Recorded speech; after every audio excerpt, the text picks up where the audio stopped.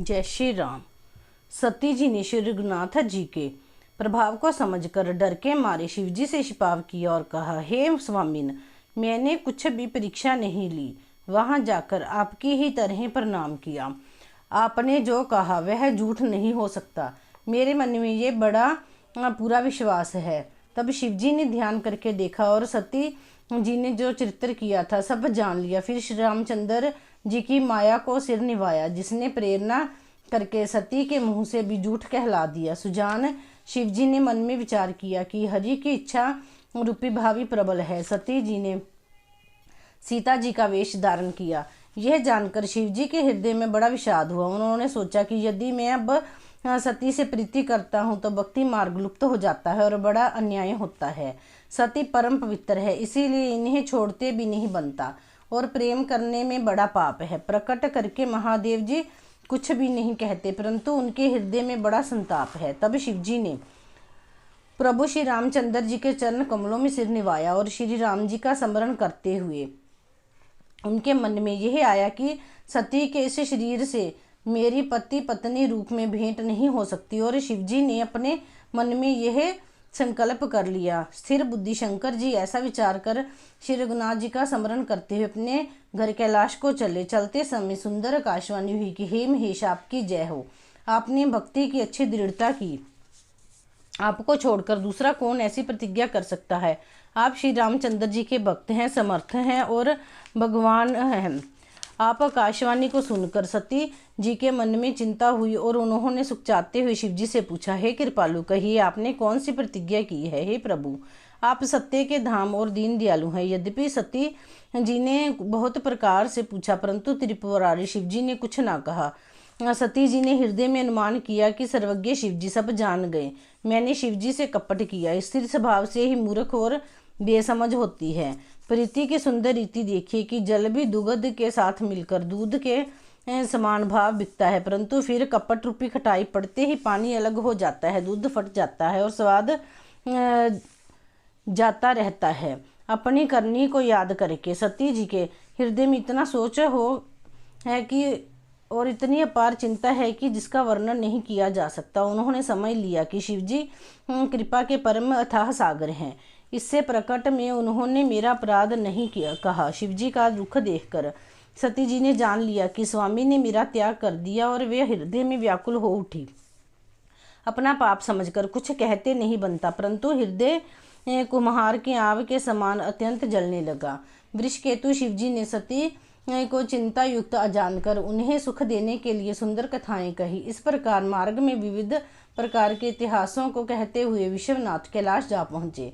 वहां फिर शिव जी अपनी प्रतिज्ञा को याद करके बड़ के पेड़ के नीचे पद्मासन लगाकर बैठ गए। शिव जी ने अपना स्वाभाविक रूप संभाला। उनके अखंड और अपार समाधि लग गई। तब सती जी कैलाश पर रहने लगी। उनके मन में बड़ा दुख था। इस रहस्य को कोई कुछ भी नहीं जानता था। उनका एक एक दिन युग के समान बीत रहा था। सती जी ने हृदय में नित्य नया और भारी सोच हो रहा था कि इस दुख समुद्र के पार कब जाऊंगी। मैंने जो श्री रघुनाथ जी का अपमान किया और फिर पति के वचनों को झूठ जाना, उसका फल विधाता ने मुझको दिया है। जो उचित था वही किया, परंतु हे विधाता, अब तुझे यह उचित नहीं है जो शंकर से विमुख होने पर भी मुझे जिला रहा है। सती जी के हृदय की गलानी कुछ कही नहीं जाती। बुद्धिमती सती जी ने मन में श्री रामचंद्र जी का स्मरण किया और कहा, हे प्रभु, यदि आप दीन दयालु कहलाते हैं और वेदों ने आपका यह यश गाया, आप दुख के हरने वाले हैं, तो मैं हाथ जोड़कर विनती करती हूँ कि मेरी यह देह जल्दी छूट जाए। यदि मेरा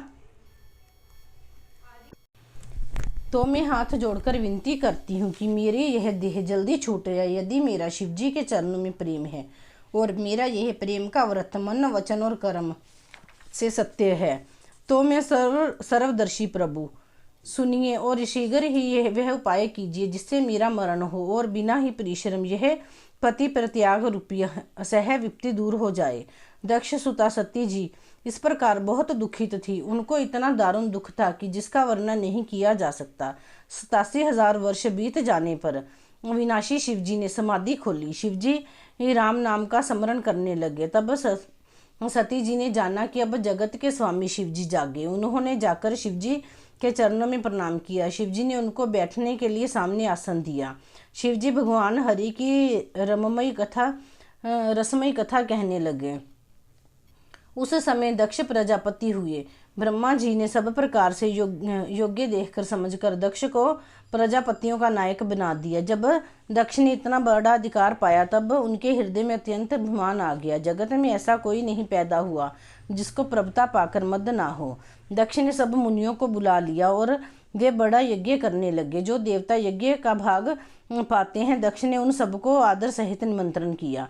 दक्ष का निमंत्रण पाकर किन्नर, नाग, सिद्ध, गंधर्व और सब देवता अपनी अपनी स्त्रियों सहित चले। विष्णु, ब्रह्मा और महादेव जी को छोड़कर सभी देवता अपना अपना विमान सजाकर चले।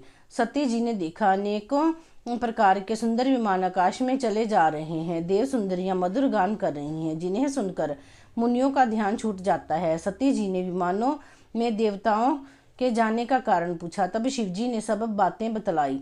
पिता के यज्ञ की बात सुनकर सती कुछ प्रसन्न हुई और सोचने लगी कि यदि महादेव जी मुझे आज्ञा दे तो इसी बहाने कुछ दिन पिता के घर जाकर रहूं, क्योंकि उनके हृदय में पति द्वारा त्यागी जाने का बड़ा भारी दुख था, पर अपना अपराध समझकर वे कुछ कहती ना थी। आखिर सती जी भय, संकोच और प्रेम रस से सनी हुई मनोहर वाणी में बोली, हे प्रभु, मेरे पिता के घर बहुत बड़ा उत्सव है। यदि आपकी आज्ञा हो तो हे कृपा धाम, मैं आदर सहित उसे देखने जाऊं। शिवजी ने कहा, तुमने बात तो अच्छी कही, ये मेरे मन को भी पसंद आई, पर उन्होंने न्योता नहीं भेजा, ये अनुचित है। दक्ष ने अपनी सब लड़कियों को बुलाया, किंतु हमारे वैर के कारण उन्होंने तुमको भी बुला दिया है।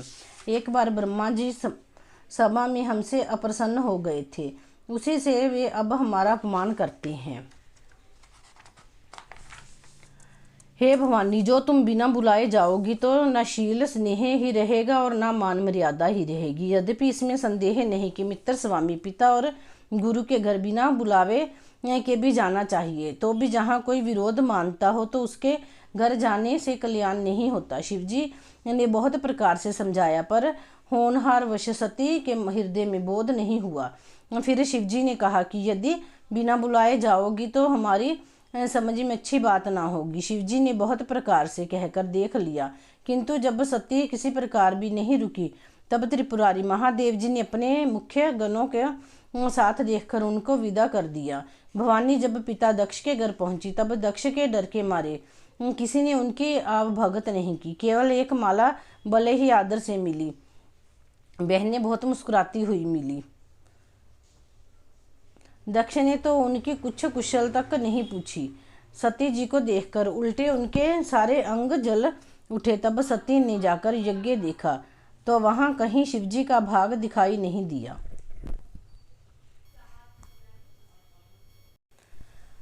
भवानी जब पिता के घर पहुंची, तब दक्ष के डर के मारे किसी ने उनकी आवभगत नहीं की। केवल माता भले ही आदर से मिली। बहनें बहुत मुस्कुराती हुई मिली। दक्ष ने तो उनकी कुछ कुशल तक नहीं पूछी। सती जी को देखकर उल्टे उनके सारे अंग जल उठे।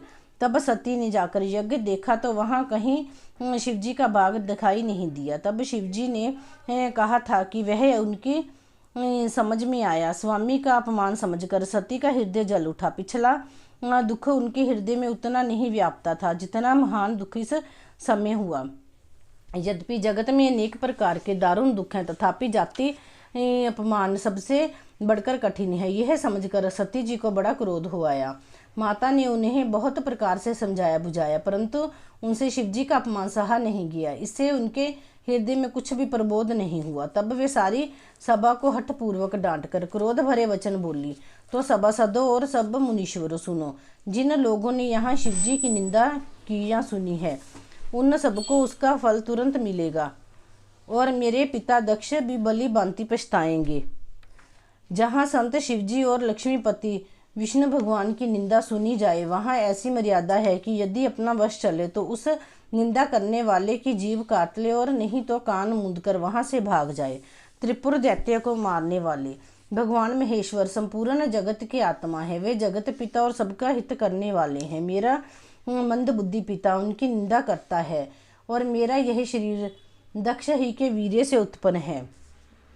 इसीलिए चंद्रमा को ललाट पर धारण करने वाले वृषकेतु शिवजी को हृदय में धारण करके मैं इस शरीर को तुरंत ही त्याग दूंगी। ऐसा कहकर सती जी ने योग अग्नि से अपना शरीर भस्म कर डाला। सारी यज्ञशाला में हाहाकार मच गया। सती का मरण सुनकर शिवजी के गण यज्ञ विध्वंस करने लगे। यज्ञ विध्वंस होते देख मुनीश्वर भृगु जी ने उसकी रक्षा की। यह सब समाचार शिवजी को मिले। तब उन्होंने क्रोध करके वीरभद्र को भेजा। उन्होंने वहां जाकर यज्ञ विध्वंस कर डाला और सब देवताओं को यथोचित फल दिया। दक्ष की जगत प्रसिद्ध वही गति हो जो शिवद्रोही की हुआ करती है। यह इतिहास सारा संसार जानता है, इसीलिए मैंने संक्षेप में वर्णन किया। सती ने मरते समय भगवान हरि से यह वर मांगा कि मेरा जन्म जन्म में शिवजी के चरणों में अनुराग रहे। इसी कारण उन्होंने हिमाचल के घर जाकर पार्वती के शरीर से जन्म लिया। जब से उमा जी हिमाचल के घर जन्मी तब से वहाँ सारी सिद्धियाँ और संपत्तियाँ छा गई। मुनियों ने जहाँ तहाँ सुंदर आश्रम बना लिए और हिमाचल ने उनको उचित स्थान दिए। उस सुंदर पर्वत पर बहुत प्रकार के सब नए नए वृक्ष सदा पुष्प फलयुक्त हो गए और वहाँ बहुत तरह की मनियों की खाने प्रकट हो गई। सारी नदियों में पवित्र जल बहता है और पक्षी पशु भ्रमर सभी सुखी रहते हैं। सब जीवों ने अपना स्वाभाविक वैर छोड़ दिया और पर्वत पर सभी परस्पर प्रेम करते हैं।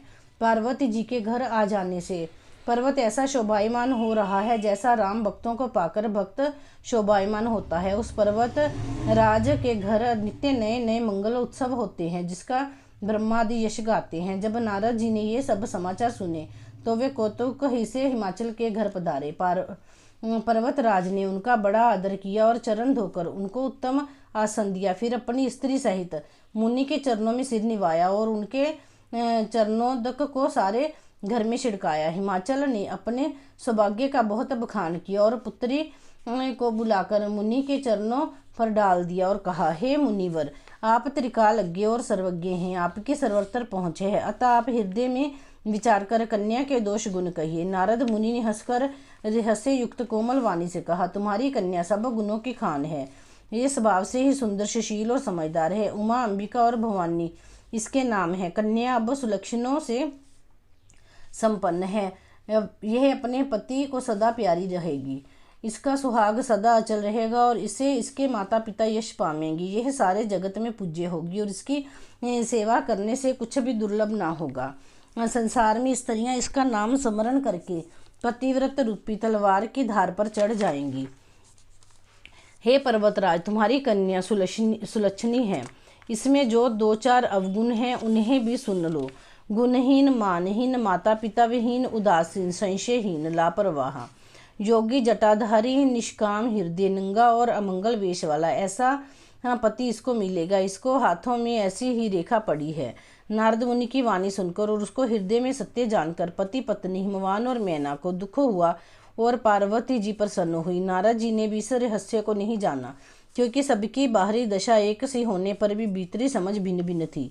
सारी सखियां पार्वती, पर्वतराज, हिमवान और मैना सभी के शरीर पुलकित थे और सभी के नेत्रों में जल भर आया था। देवऋषि के वचन असत्य नहीं हो सकते, ये विचार कर पार्वती ने उन वचनों को हृदय में धारण कर लिया। उन्हें शिवजी के चरण कमलों में स्नेह उत्पन्न हुआ, परंतु मन में ये संदेह हुआ कि उनका मिलना कठिन है। अवसर ठीक ना जानकर उमा ने अपने प्रेम को छिपा लिया और फिर वे सखी की गोद में जाकर बैठ गई। देवऋषि की वाणी झूठी ना होगी, ये विचार कर हिमवान, मैना और सारी चतुर सखियां चिंता करने लगी।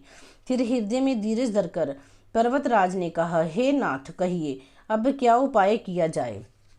मुनीश्वर ने कहा, हे हिमवान, सुनो, विधाता ने ललाट पर जो कुछ लिख दिया है उसको देवता, दानव, मनुष्य, नाग और मुनि कोई भी नहीं मिटा सकते।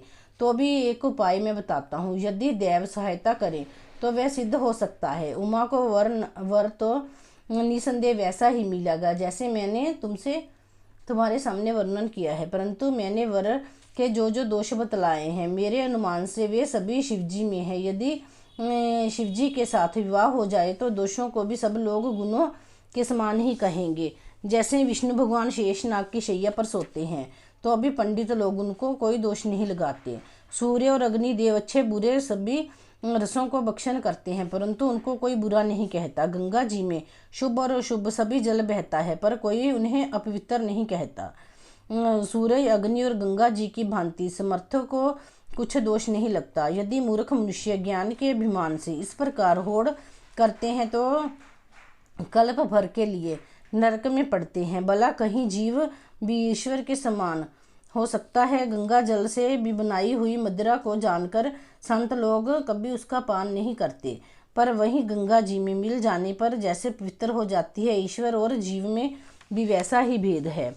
शिव जी सहज ही समर्थ हैं क्योंकि वे भगवान हैं, इसीलिए इस विवाह में सब प्रकार कल्याण है। परंतु महादेव जी की आराधना बड़ी कठिन है, फिर भी कलेश तप करने से वे बहुत जल्द संतुष्ट हो जाते हैं। यदि तुम्हारी कन्या तप करे तो त्रिपुरारी महादेव जी होनहार को मिटा सकते हैं। यद्यपि संसार में वर अनेक हैं, पर इसके लिए शिवजी को छोड़कर दूसरा वर नहीं है। शिवजी वर देने वाले, शरणागतों के दुख को नाश करने वाले, कृपा के समुद्र और सेवकों के मन को प्रसन्न करने वाले हैं। शिवजी के आराधना किए बिना करोड़ों योग और जप करने पर भी वांछित फल नहीं मिलता। ऐसा कहकर भगवान का स्मरण करके नारद जी ने पार्वती को आशीर्वाद दिया और कहा कि हे पर्वतराज, तुम संदेह का त्याग कर दो, अब ये कल्याण ही होगा। यूं कहकर नारद मुनि ब्रह्मलोक को चले गए। अब आगे जो चरित्र हुआ उसे सुनो। पति को एकांत में पाकर मैना ने कहा, हे नाथ, मैंने मुनि के वचनों का अर्थ नहीं समझा। जो हमारी कन्या के अनुकूल घर वर और कुल उत्तम हो तो विवाह कीजिए, नहीं तो लड़की चाहे कुमारी ही रहे। मैं अयोग्य वर के साथ उसका विवाह नहीं करना चाहती, क्योंकि हे स्वामिन, पार्वती मुझको प्राणों के समान प्यारी है। यदि पार्वती के योग्य वर ना मिला तो सब लोग कहेंगे कि पर्वत स्वभाव से ही जड़ मूर्ख होती हैं। हे स्वामी, इस बात को विचार कर ही विवाह कीजिएगा, जिसमें फिर पीछे हृदय में संताप ना हो। इस प्रकार कहकर मैना पति के चरणों पर मस्तक रखकर गिर पड़ी। तब हिमवान ने प्रेम से कहा, चाहे चंद्रमा में अग्नि प्रकट हो जाए, पर नारद जी के वचन झूठे नहीं हो सकते। हे प्रिय, सब सोच छोड़कर श्री भगवान का स्मरण करो। जिन्होंने पार्वती को रचा है वे ही कल्याण करेंगे। अब यदि तुम्हें कन्या पर प्रेम है तो जाकर उसे ये शिक्षा दो कि वे ऐसा तप करे जिसे शिव मिल जाएं। दूसरे उपाय से यह क्लेश नहीं मिटेगा। नारद जी के वचन रहस्य से युक्त और सकारण हैं और शिवजी समस्त सुंदर गुणों के भंडार हैं। ये विचार कर तुम मिथ्या संदेह को छोड़ दो। शिवजी सभी तरह से निष्कलंक हैं। पति के वचन सुनकर मन में प्रसन्न होकर मैना उठकर तुरंत पार्वती के पास गई। पार्वती को देखकर उनकी आंखों में आंसू भर आए। उसे स्नेह के साथ गोद में बैठा लिया, फिर बार बार उसे हृदय से लगाने लगी। प्रेम से मैना का गला भर आया। कुछ कहा नहीं जाता। जग जननी भवानी जी तो सर्वज्ञ ठहरी। माता के मन की दशा को जानकर वे माता को सुख देने वाली कोमल वाणी से बोली, माँ सुन, मैं तुझे सुनाती हूँ। मैंने ऐसा स्वप्न देखा कि मुझे एक सुंदर गौरवर्ण श्रेष्ठ ब्राह्मण ने ऐसा उपदेश दिया है। हे पार्वती, नारद जी ने जो कहा उसे सत्य समझकर तू जाकर तप कर। फिर यह बात तेरे माता पिता को भी अच्छी लगी है। तप सुख देने वाला और दुख दोष को नाशक है। तप के बल से ही ब्रह्मा संसार को रचते हैं और तप के बल से ही विष्णु सारे जगत का पालन करते हैं। तप के बल से ही शंभु संहार करते हैं और तप के बल से ही शेष जी पृथ्वी का भार धारण करते हैं। हे भवानी, सारी सृष्टि तप के ये धार है, ऐसा जी में जानकर तू जाकर तप कर। ये बात सुनकर माता को बड़ा आश्चर्य हुआ और उसने हिमवान को बुलाकर वह स्वप्न सुनाया। माता पिता को बहुत तरह से समझाकर बड़े हर्ष के साथ पार्वती जी तप करने के लिए चली। प्यारे कुटुंबी पिता और माता सब व्याकुल हो गए, किसी के मुंह से बात नहीं निकली। तब वेद शिरोमुनि ने आकर सबको समझाकर कहा। पार्वती जी की महिमा सुनाकर सबको समाधान हो गया। प्राणपति शिवजी के चरणों को हृदय में धारण करके पार्वती जी वन में जाकर तप करने लगी। पार्वती जी का अत्यंत सुकुमार शरीर तप के योग्य नहीं था, तो भी पति के चरणों का स्मरण करके उन्होंने सब भोगों को त्यज दिया। स्वामी के चरणों में नित्य नया अनुराग उत्पन्न होने लगा और तप में ऐसा मन लगा कि शरीर की सारी शुद्ध बिसर गई। 1000 वर्ष तक उन्होंने मूल और फल खाए, फिर 100 वर्ष तक साग खाकर बिताए। कुछ दिन जल और वायु का भोजन किया, फिर कुछ दिन कठोर उपवास किए। जो बेलपत्र सूखकर पृथ्वी पर गिरते थे 3000 वर्ष तक उन्हीं को खाया। फिर सूखे पर्ण पत्ते भी छोड़ दिए। तभी पार्वती का नाम अर्पणा हुआ। तब से उमा का शरीर क्षीण देखकर आकाश से गंभीर ब्रह्मवाणी हुई, हे पर्वत राज की पुत्र कुमारी, सुन, तेरा मनोरथ सफल हुआ। तू अब सारे असह्य क्लेशों को, कठिन तप को त्याग दे। अब तुझे शिवजी मिलेंगे। हे भवानी, धीर मुनि और ज्ञानी बहुत हुए हैं, पर ऐसा कठोर तप किसी ने नहीं किया। अब तो इस श्रेष्ठ ब्रह्मा की वाणी को सदा सत्य और निरंतर पवित्र जानकर अपने हृदय में धारण कर। जब तेरे पिता बुलाने को आवे तब हठ छोड़कर घर चली जाना, और जब तुम्हें सप्तऋषि मिले तब इस वाणी को ठीक समझना। इस प्रकार आकाश से कही हुई ब्रह्मवाणी को सुनते ही पार्वती जी प्रसन्न हो गई और हर्ष के मारे उनका शरीर पुलकित हो गया। मैंने पार्वती का सुंदर चरित्र सुनाया, अब शिवजी का सुहावना चरित्र सुनो। जब से सती जी ने जाकर शरीर त्याग किया, तब से शिवजी के मन में वैराग्य हो गया है। वे सदा श्री रघुनाथ जी का नाम जपने लगे और जहाँ तहाँ श्री रामचंद्र जी के गुणों की कथाएं सुनने लगे। चिंदानंद सुख के धाम, मोह मद और काम से रहित शिवजी, संपूर्ण लोकों को आनंद देने वाले भगवान श्री हरि को हृदय में धारण कर पृथ्वी पर विचरने लगे। वे कहीं मुनियों का ज्ञान उपदेश करते और कहीं श्री रामचंद्र जी के गुणों का वर्णन करते थे।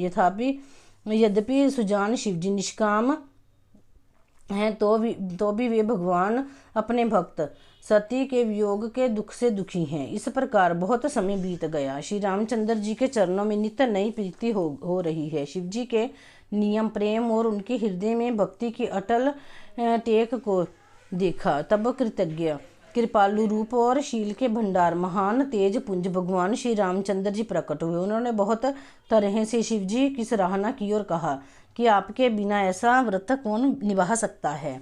श्री रामचंद्र जी ने बहुत प्रकार से शिव जी को समझाया और पार्वती जी का जन्म सुनाया। कृपा निधान श्री रामचंद्र जी ने विस्तार पूर्वक पार्वती जी की अत्यंत पवित्र करनी का वर्णन किया। फिर उन्होंने शिव जी से कहा, हे शिव जी, यदि मुझ पर आपका स्नेह है तो अब आप मेरी विनती सुनिए। मुझे यहाँ मांगे दीजिए कि आप जाकर पार्वती जी के साथ विवाह कर लेंगे। शिव जी ने कहा, यद्यपि ऐसा उचित नहीं है, परंतु स्वामी की बात भी मेटी नहीं जा सकती। हे नाथ, मेरा यही परम धर्म है कि मैं आपकी आज्ञा को सिर पर रखकर उसका पालन करूं। माता पिता, गुरु और स्वामी की बातों को बिना ही विचारे शुभ समझकर करना चाहिए। फिर आप तो सब प्रकार से मेरे परम हितकारी हैं। नाथ, आपकी आज्ञा मेरे सिर पर है। शिव जी की भक्ति, ज्ञान और धर्म से युक्त वचन रचना सुनकर प्रभु श्री रामचंद्र जी संतुष्ट हो गए। प्रभु ने कहा, हे हर, आपकी प्रतिज्ञा पूरी हो गई। अब हमने जो कहा उसे हृदय में रखना। इस प्रकार कहकर श्री रामचंद्र जी अंतर्ध्यान हो गए। शिव जी ने उनकी वह मूर्ति अपने हृदय में रख ली। उसी समय सप्तऋषि शिव जी के पास आए। प्रभु महादेव जी ने उनसे अत्यंत सुहावने वचन कहे। आप लोग पार्वती के पास जाकर उनके प्रेम की परीक्षा लीजिए और हिमाचल को कहकर उन्हें पार्वती को लिवा लाने के लिए भेजिए तथा पार्वती को घर भिजवाइए और उनको संदेह को दूर कीजिए।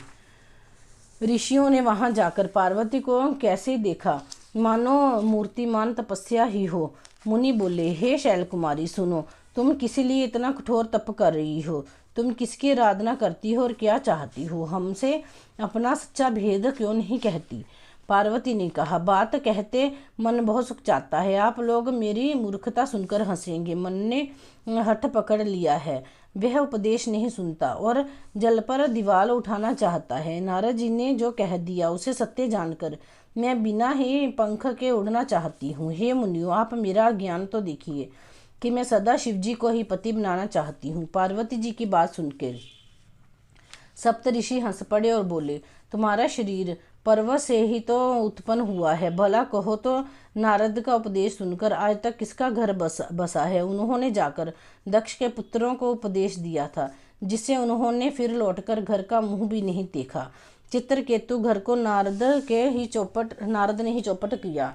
फिर यही हाल हिरण्यकश्यप का हुआ। जो स्त्री पुरुष नारद की सीख सुनते हैं वे घर बार छोड़कर वश्य ही भिखारी हो जाते हैं। उनका मन तो कपटी है, शरीर पर सज्जनों के चिन्ह हैं। वे सभी को अपने समान बनाना चाहते हैं। उनके वचनों पर विश्वास मानकर तुम ऐसा पति चाहती हो जो स्वभाव से ही उदासीन, गुणहीन, निर्लज, बुरे वेश वाला, नरक पालों की माला पहनने वाला, कुलहीन, बिना घर बाहर का, नंगा और शरीर पर सांपों को लपेट के रखने वाला है। ऐसे वर के मिलने से कहो तुम्हें क्या सुख होगा। तुम उस ठग के बहकावे में आकर खूब भूली। पहले पंचों के कहने से शिव ने सती से विवाह किया था, परंतु फिर उसे त्याग कर मरवा डाला। अब शिव को कोई चिंता नहीं रही, भीख मांगकर खा लेते हैं और सुख से सोते हैं। ऐसे स्वभाव से ही अकेले रहने वाले के घर भी भला क्या कभी कोई स्त्री टिक सकती है। अब भी हमारा कहा मानो, हमने तुम्हारे लिए अच्छा वर विचारा है। वह बहुत ही सुंदर, पवित्र, सुखदायक और सुशील है, जिसका यश और लीला वेद गाते हैं। वे दोषों से रहित, सारे सद्गुणों की राशि, लक्ष्मी का स्वामी है, बैकुंठपुरी का रहने वाला है। हम ऐसे वर को लाकर तुमसे मिला देंगे। ये सुनते ही पार्वती जी हंसकर बोली, आपने ये सत्य ही कहा है कि मेरा शरीर पर्वत से उत्पन्न हुआ है, इसीलिए हठ नहीं छूटेगा। शरीर भले ही छूट जाए, सोना भी पत्थर से ही उत्पन्न होता है, सो वह जलाए जाने पर अपने स्वभाव को नहीं छोड़ता। अतः मैं नारद जी के वचनों को नहीं छोड़ूंगी, चाहे घर बसे या उजड़े। इससे मैं नहीं डरती। जिसको गुरु के वचनों में विश्वास नहीं है, उसको सुख और सिद्धि सपने में भी सुगम नहीं होती। माना कि महादेव जी अवगुणों के भवन है और विष्णु समस्त सद्गुणों के धाम है, पर जिसका मन जिसमें रम गया उसको तो उसी से काम है। हे मुनीश्वरों, यदि आप पहले मिलते तो मैं आपका उपदेश सिर माथे रखकर सुनती, परंतु अब तो मैं अपना जन्म शिव जी के लिए हार चुकी हूँ। फिर गुण दोषों का विचार कौन करे। यदि आपके हृदय में बहुत ही हठ है और विवाह की बातचीत किए बिना आपसे रहा ही नहीं जाता, तो संसार में वर कन्या बहुत हैं। खिलवाड़ करने वालों को आलस्य तो होता नहीं। मेरा तो करोड़ जन्मों तक यही हठ रहेगा कि या तो शिवजी को वरूंगी, नहीं तो कुमारी ही रहूंगी। स्वयं शिवजी 100 बार कहें तो भी नारद जी के उपदेश को ना छोड़ूंगी। जगजननी पार्वती जी ने फिर कहा कि मैं आपको पैरों पड़ती हूँ, आप अपने घर जाइए, बहुत देर हो गई है। हे भवानी, आपकी जय हो, जय हो। आप माया है और शिवजी भगवान हैं। आप दोनों समस्त जगत के माता पिता हैं। यह कहकर मुनि पार्वती जी के चरणों में सिर नवाकर चल दिए। उनके शरीर बार बार पुलकित हो रहे थे। मुनियों ने जाकर हिमवान को पार्वती जी के पास भेजा और वे विनती करने लगे उनको घर ले आए। फिर सप्तऋषियों ने शिवजी के पास जाकर उनको पार्वती जी की सारी कथा सुनाई। पार्वती जी का प्रेम सुनते ही शिवजी आनंद मग्न हो गए। सप्तऋषि प्रसन्न होकर अपने घर को चले गए। तब सुजान शिवजी मन को स्थिर करके श्री रघुनाथ जी का ध्यान करने लगे। उसी समय तारक नाम का असुर हुआ, जिसकी भुजाओं का बल, प्रताप और तेज बहुत बड़ा था। उसने सब लोक और लोकपालों को जीत लिया। सब देवता सुख और संपत्ति से रहित हो गए। वह अजर अमर था, इसीलिए किसी से जीता नहीं जाता था। देवता उसके साथ बहुत तरह की लड़ाइयाँ लड़कर हार गए। तब उन्होंने ब्रह्मा जी के पास जाकर पुकार मचाई। ब्रह्मा जी ने सब देवताओं को दुखी देखा। ब्रह्मा जी ने सबको समझाकर कहा, इस दैत्य की मृत्यु तब होगी जब शिवजी के वीर्य से पुत्र उत्पन्न हो। इसको युद्ध में वही जीतेगा। मेरी बात सुनकर उपाय करो, ईश्वर सहायता करेंगे और काम हो जाएगा। सती जी ने जो दक्ष के यज्ञ में देह का त्याग किया था, उन्होंने अब हिमाचल के घर जाकर जन्म लिया है। उन्होंने शिवजी को पति बनाने के लिए तप किया। इधर शिवजी सब छोड़ छाड़ कर समाधि लगा बैठे हैं। यद्यपि है तो बड़े समंजस की बात, तथापि मेरी एक बात सुनो। तुम जाकर कामदेव को शिवजी के पास भेजो। वह शिवजी के मन में क्षोभ उत्पन्न करें, उनकी समाधि भंग करें। तब हम जाकर शिवजी के चरणों में सिर रख देंगे और जबरदस्ती उन्हें राजी करके विवाह करा देंगे। इस प्रकार से भले ही देवताओं का हित हो। सबने कहा, ये सम्मति बहुत अच्छी है। फिर देवताओं ने बड़े प्रेम से स्तुति की। तब विषम बाण धारण करने वाला और मछली के चिन्ह युक्त ध्वजा वाला कामदेव प्रकट हुआ। देवताओं ने कामदेव से अपनी सारी विपत्ति कही। सुनकर कामदेव ने मन में विचार किया और हंसकर देवताओं से यूँ कहा कि शिवजी के साथ विरोध करने में मेरी कुशल नहीं है, तथापि मैं तुम्हारा काम तो करूँगा, क्योंकि वेद दूसरे के उपकार को परम धर्म कहते हैं। जो दूसरों के हित के लिए अपना शरीर त्याग देता है, संत सदा उसकी बढ़ाई करते हैं। यूँ कहकर और सबको सिर निवाकर कामदेव अपने पुष्पक धनुष को हाथ में लेकर सहायकों के साथ चला। चलते समय कामदेव ने हृदय में ऐसा विचार किया कि शिवजी के साथ विरोध करने से मेरा मरण निश्चित है। तब उसने अपना प्रभाव फैलाया और समस्त संसार को अपने वश में कर लिया। जिस समय उस मछली के चिन्ह की ध्वजा वाले कामदेव ने कोप किया, उस समय क्षण भर में ही वेदों की सारी मर्यादा मिट गई। ब्रह्मचार्य, नियम, नाना प्रकार के संयम, धीरज, धर्म, ज्ञान, विज्ञान, सदाचार, जप, योग, वैराग्य आदि विवेक की सारी सेना डरकर भाग गई। विवेक अपने सहायकों सहित भाग गया। उसके योद्धा रणभूमि से पीठ दिखा दिए। उस समय सब सदग्रंथ रूपी पर्वत की कंदरों में जा छुपे। सारे जगत में खलबली मच गई। हे विधाता, अब क्या होने वाला है? हमारी रक्षा कौन करेगा? ऐसा दो सिरवाला कौन है जिसके लिए रति के पति कामदेव ने कोप करके हाथ में धनुष बाण उठाया है? जगत में स्त्री पुरुष संज्ञा वाले जितने चराचर प्राणी थे, वे सब अपनी अपनी मर्यादा छोड़कर काम के वश हो गए। सबके हृदय में काम की इच्छा हो गई। लताओं को देखकर वृक्षों की डालियां झुकने लगी। नदियां उमड़ उमड़ कर समुद्र की ओर दौड़ी और ताल तलैया भी आपस में संगम करने लगे। जब जड़ की यह दशा कही गई, तब चेतन जीवों की करनी कौन कह सकता है? आकाश, जल और पृथ्वी पर विचरने वाले सारे पशु पक्षी समय बुलाकर काम के वश हो गए। सब लोग कामांध होकर व्याकुल हो गए। चकवा चकवी रात दिन नहीं देखते। देव दैत्य, मनुष्य, किन्नर, सर्प, प्रेत, पिशाच, भूत, बेताल, ये तो सदा ही काम के गुलाम हैं। ये समझकर मैंने इनकी दशा का वर्णन नहीं किया। सिद्ध, विरक्त, महामुनि और महान योगी भी काम के वश होकर योग रहित या स्त्री के विरही हो गए। जब योगेश्वर और तपस्वी भी काम के वश हो गए, तब पामर मनुष्यों की कौन कहे? जो समस्त चराचर जगत को ब्रह्म में देखते हैं थे, वह अब उसे स्त्री में देखने लगे। स्त्रियां सारे संसार को पुरुष में देखने लगी और पुरुष उसे स्त्री में देखने लगे। 2 घड़ी तक सारे ब्रह्मांड के अंदर कामदेव का रचा हुआ यह कौतुक रहा।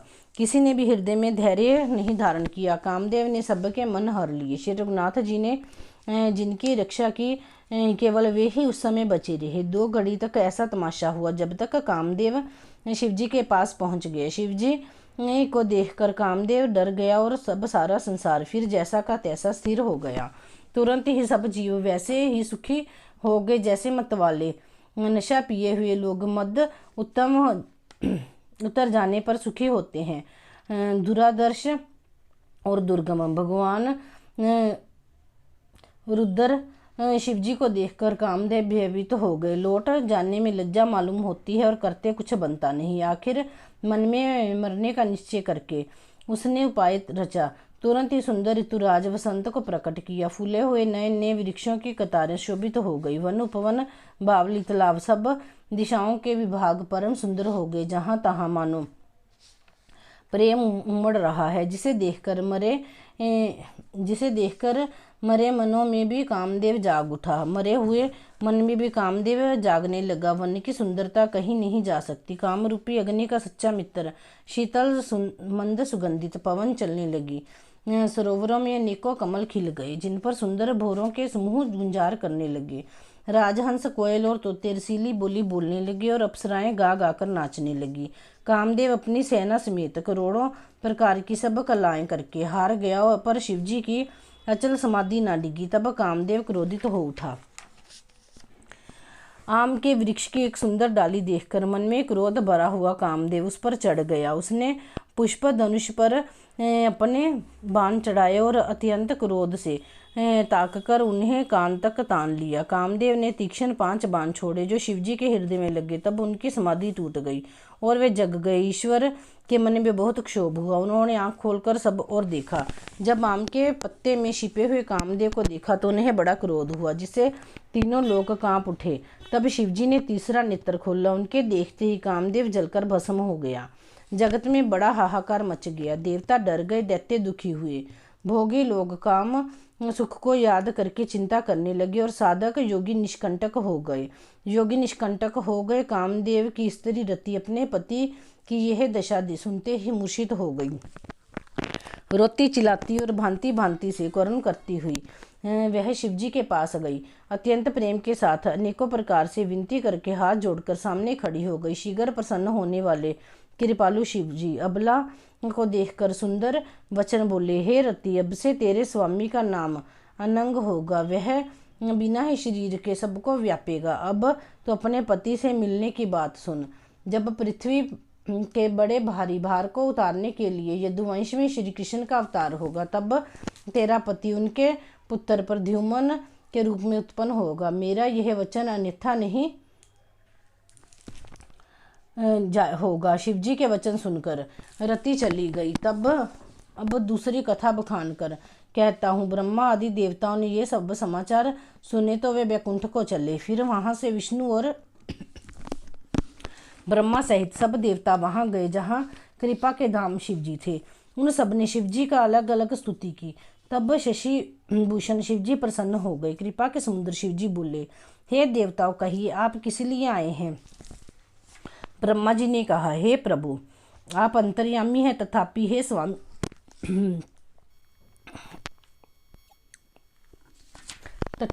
स्वामी मैं आपसे भक्तिवश में आपसे विनती करता हूँ। हे शंकर, सब देवताओं के मन में ऐसा परम उत्साह है कि हे नाथ, वे अपनी आंखों से आपका विवाह देखना चाहते हैं। हे कामदेव के मधु को चूर करने वाले, आप ऐसा कुछ कीजिए जिससे सब लोग इस उत्सव को नेत्र भर कर देखें। हे कृपा के सागर, कामदेव को भस्म करके आपने रति को जो वरदान दिया सो बहुत ही अच्छा किया। हे नाथ, श्रेष्ठ स्वामियों का यह सहज स्वभाव ही है कि वे पहले दंड देकर फिर कृपा किया करते हैं। पार्वती ने अपार तप किया है, अब उन्हें अंगीकार कीजिए। ब्रह्मा जी की प्रार्थना सुनकर और प्रभु श्री रामचंद्र जी के वचनों को याद करके शिवजी ने प्रसन्नता पूर्वक कहा, ऐसा ही हो। तब देवताओं ने नगाड़े बजाए और फूलों की वर्षा करके जय हो देवताओं के स्वामी की जय हो ऐसा कहने लगे। उचित अवसर जानकर सप्तऋषि आए और ब्रह्मा जी ने तुरंत ही उन्हें हिमाचल के घर भेज दिया। वे पहले वहां गए जहां पार्वती जी थी और उनसे छल से भरे मीठे वचन बोले। नारद जी के उपदेश से तुमने उस समय हमारी बात नहीं सुनी। अब तो तुम्हारा प्रण झूठा हो गया, क्योंकि महादेव जी ने काम को ही भस्म कर डाला। मास परायण तीसरा विश्राम। जय श्री राम।